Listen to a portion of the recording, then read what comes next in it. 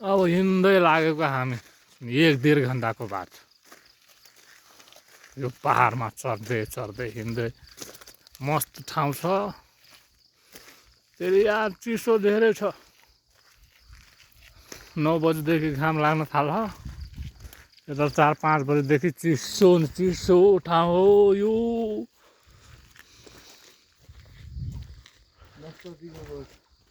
यो नस्पतिको बोट हो हेरौँ कतिजना हेरेको छैन म हेराइदिन्छु वेलकम टु गाइस यो नासपति ब्लग बनाएर हो ओरिजिनल नासपति हो फेरि रुखमा फलेको नासपतिका बोट यो पनि नासपतिको बोट पत्याउँदैन भने टिपेर ल्याएर अनपन फलफुल फलिरहेको छ यार पुरा अब कुन खाने हो कुन खाने होइन मलाई यहाँ सब थाहा छ क्या म यो ठाउँ गयो भने सबै बाइक चाहिँ हुनु पर्थ्यो मस्त हुन्थ्यो यहाँनिर पनि छ नासपतिको के को बोट हो यो पनि नासपतिको बोट यो पनि फलिरहेछ अनपन पुरै यता जति छ सबै साइड सब नासपति कति खाने नासपतिको समय आइसक्यो नि त कति खाने साउनदेखि नासपति बेच्न थालिहाल्छ साथी हो साउनदेखि आउनु हाम्रो बगानतिर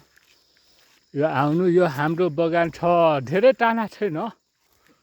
यासोकमा मात्रै छ यासोक आउनुहोस्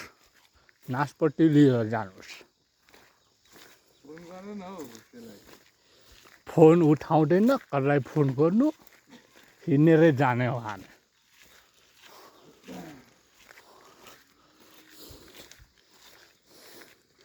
हिँड्दा यहाँ गलिसके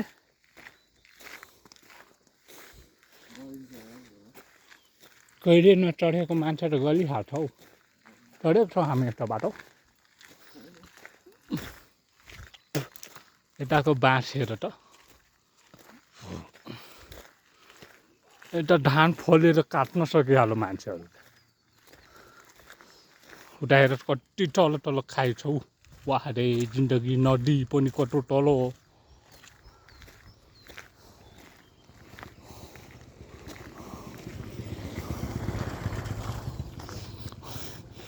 भर्खर त 3 मिनट लडिरहेको छु खै फुलहरू कहाँ छ फुल यो हो फुल यस्तो फुल पाउँछ हाम्रो नेपालमा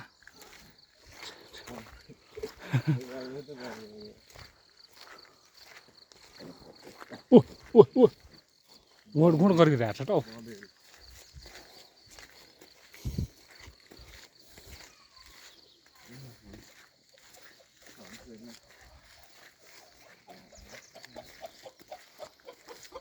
गुलाबको कत्रो कत्रो फुल हौ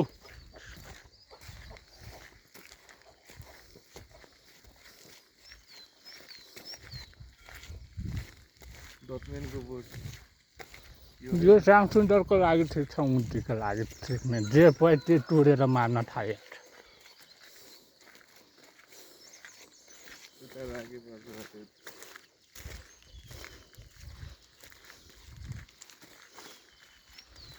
मन्दिर पनि छ त्यो स्कुल हो स्कुल त्यही होला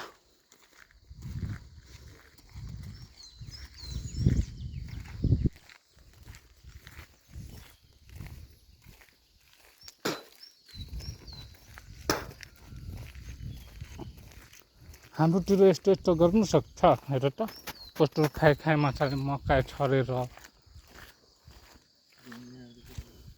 यता त दुनियाँ दिवाना छ क्या फल्नु त आउँदैन ट्रेकमा 3-4 ताल गरिहाल्यो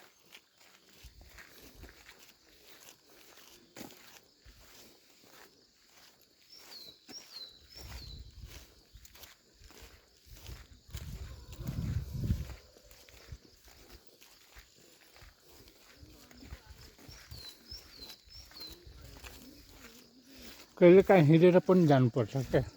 सही कति छ त्यो गाडीमा यो को घाट पक्कै के हो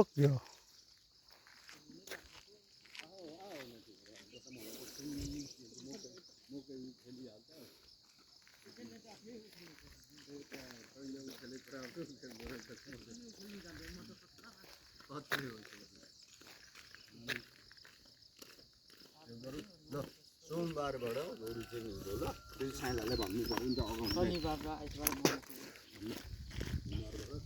के हो के खाएको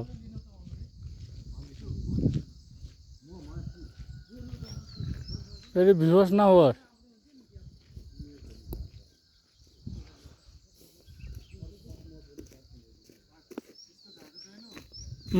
के हो त्यो त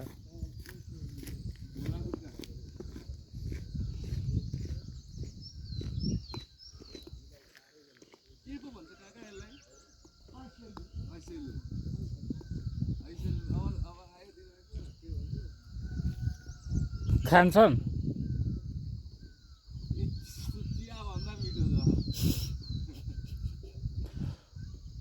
हजुर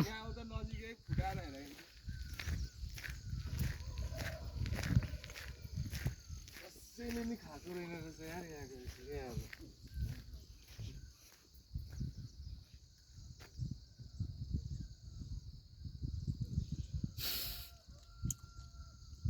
पुरै गुल्यो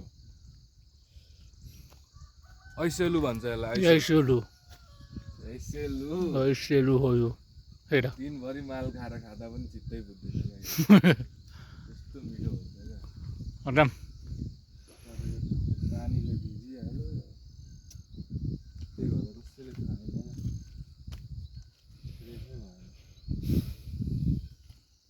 एउटा खाइहेर न हेर म यस्तो चिज खाँदिनँ ठिक पाहाडमा आएको छु फेरि मऱ्यो भने त राव घरको मान्छे गर्छ मेरो छोरो के भयो मासु किन ऐसेलु खाँदा पनि के भयो यस्तो यस्तो बग्लुहरू छ डाइट हो पाहाड हिँड्नु परेन अनि जिन्दगीमा पहिलोचोटि हेरेँ पहिलोचोटि सुनिरहेको ऐसेलु फेसुलु के हो यो फोन गर न त्यसलाई बग्लुलाई यो बक्लल मुजी उठाउँदैन फोनमा सिक्ने हिँड्दै जाने आधी बाटो आयौँ आधी 7 मिनट लड्यो अझै 7 मिनट त भर्खर लडिरहेको छ हौ रुमबाट हामी अँ 7 मिनट मात्रै अनि 7 मिनटमा यहाँ आइपुगिसक्यो अनि